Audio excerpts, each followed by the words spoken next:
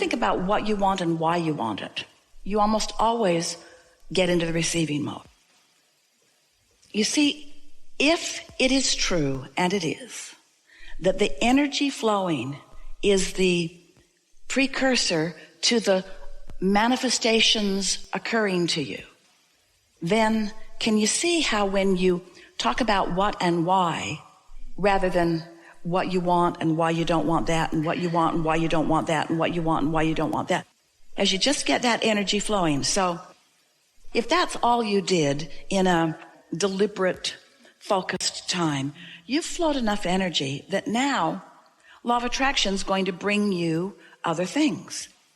And as you continue to understand, and we're going to say it right now and today in a way you've never heard us say it before. If you can get it that your work is to extend the flowing of the energy, period. If you can get it that your work is to extend the positive flow of the energy, you can just keep your energy, your thoughts, meaning your focused thoughts, clearer, purer, less contradicted, which means feeling better, feeling better, feeling better, feeling better. The manifestation will just be the next logical step. It just happens that way. And it's so much more good feeling and so much more productive if you take the pleasure from the energy flow. Now, hear this. Can you take the pleasure from the energy flow? Or do you need to take the pleasure from the manifestation? And if you don't first take the pleasure from the energy flow, will there be as much satisfaction in the manifestation? So we're not going to say you can't make things happen. You can. You could move into action today, or you could take the pleasure from the energy flow, and then take the pleasure from the energy flow, and then take the pleasure from the next idea that comes, and the next idea that comes, and you could increase your awareness of your worthiness in a way that you have not ever allowed before. And you know why you want to jump into action rather than flow the energy? Because you're looking for the marks on the chart. You're looking for the credit and the approval through the action. So you feel like you have to pay the price. You have to do what hurts. You have to make it happen. And we want you to understand that most of your trying to make it happen keeps you from allowing what you really want to happen. And it's because the things you can see and hear and smell and taste and touch, they're just bigger and bolder. And this is the most important thing about it. You want the manifestation. Oh, let's say that again. You want the manifestation. You were born into a body which is a manifestation. You're just not floating around on clouds. You were born into a manifested body. Not only a body that can be seen and heard and smelled and tasted and touched, but that can see and hear and smell and taste and touch. You couldn't be more manifested. You couldn't be more bloomed and blossomed and full. You see, you are a physical being in a physical environment. And it is right that you want to create physical things in physical environments. We're just telling you how to do it. We're just explaining to you how to bring about the things that you want without the struggle. And it's odd, but the way you have to become more physically focused is to understand that the biggest part of you is non-physical energy. In other words, it's a little bit funny, isn't it, that we're saying, oh, physical humans, be more vibrational and your physicality will be more satisfying. And you say, we don't get this vibrational stuff. We want to move stuff around. We want to do things. We want to say things. We want to touch things. We want to make things happen with our hands. And we say, and you are doing that. But if you want the satisfaction factor, flow the energy first and do only inspired action. You want to say, well, I would like to only do inspired action, but I've got to go to work because if I don't, I won't get the money. I've got to go to work and I've got to feed my kids and I've got to go do this and I've got to go do that. And we say, yes, we acknowledge there are things that you are already locked into, that you've made agreements about, but you could shift the way you think about them.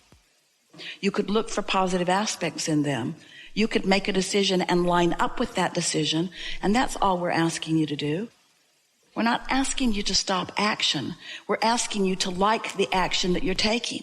If you feel you don't have a choice about ceasing an action, then You must find a way of enjoying the action that you're taking. Take the resistance out of the equation and then watch how sweet the sweet spot gets.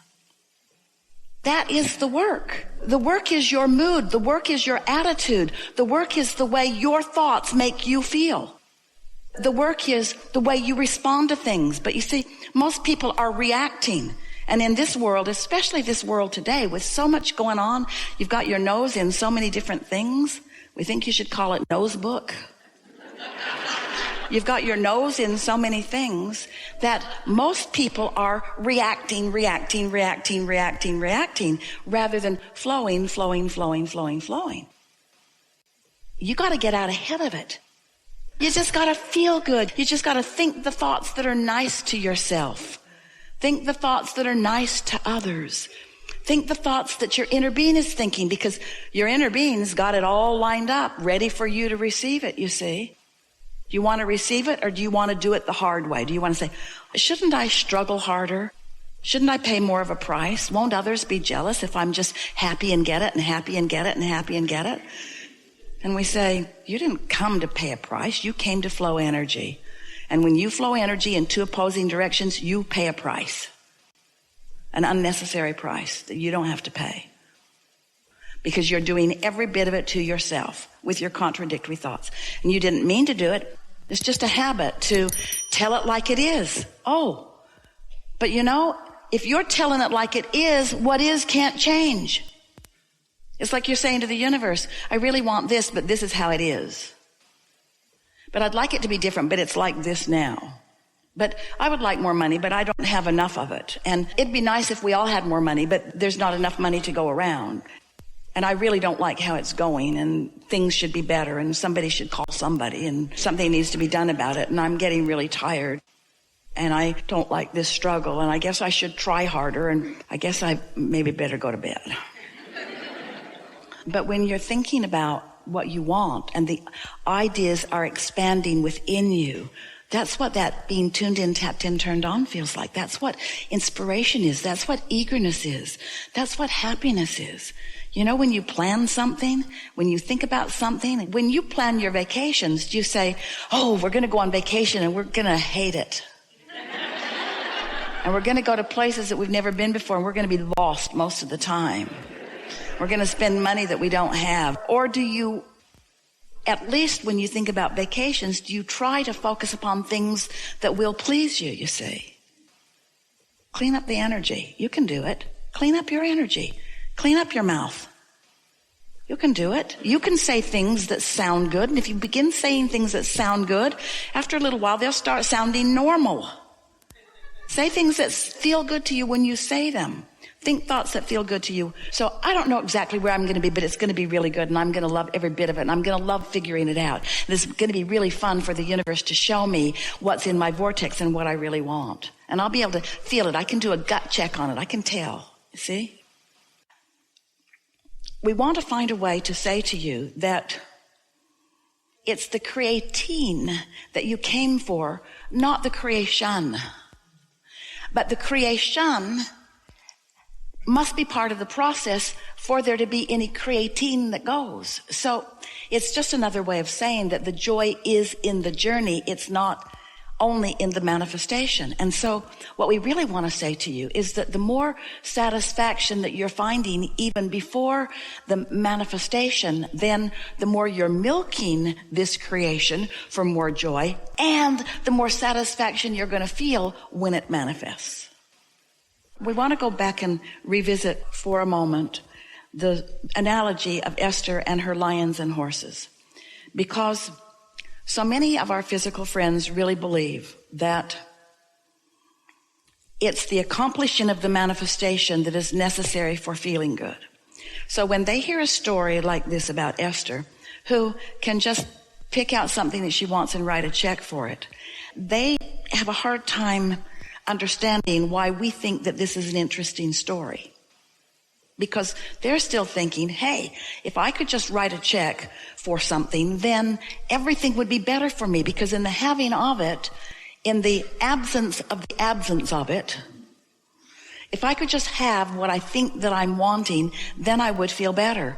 And we want you to come with us on this journey of deliberate creation to understand that there are so many actions that you want to take. Making a phone call instead of chilling out. It's like writing the check. It's like trying to make the action do the work that can't be done before the energy has flowed. So it's a good process if you can find something that is pleasing to you to think about. Because when you focus upon it, because the work is already done in the vortex, and now you're doing the work of finding something pleasant to think about, so you're closing the gap.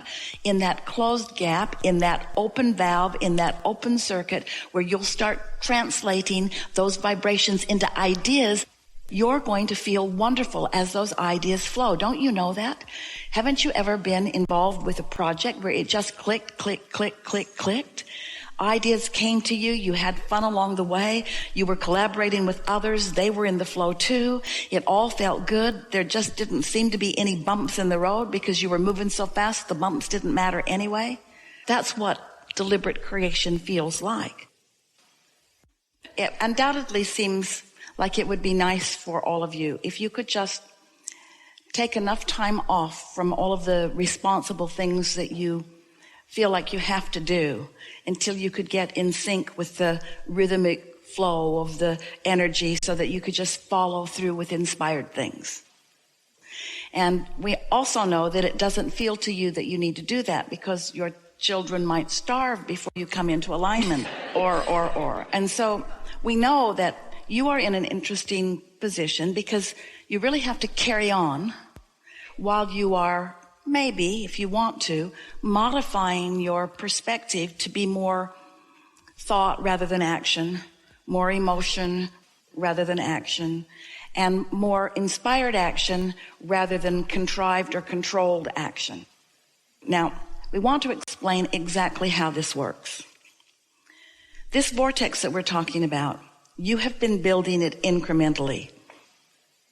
And whether you recognize it or not, we want you to know it's perfect for you. So this vortex has already, between what you've sifted and sorted and what law of attraction has done with your vortex and the vibrational version of it, the majority of the work is done. More than 99% of the creation is done. It isn't about effort factor, it's about alignment factor. So if you can accept that it is already accomplished and that now you have the simple experience of just getting into a chilled place where the natural unfolding is for what you want to begin occurring to you, to begin appearing to you. It's like this, as it's gathering momentum and really gestating in the state of becoming. And you are feeling good mostly just because you want to and because you figure out what kind of thoughts help you feel good and what kind of thoughts don't, and you avoid those that don't and you focus on those that do. So you're feeling good often, which means you're closer and closer and more often in that receptive mode. And because you are, then an idea occurs to you. Oh, and often you say it's an idea of desire. Well, that desire didn't just start when you got the idea. It's been well underway. The fact that you got it means that it's really ready to come to fruition and you're ready to translate it into fruition. So when the idea occurs and you feel that exhilaration, what that means is you let that mature idea flow into your mind, and now manifestation is right around the corner. Really good.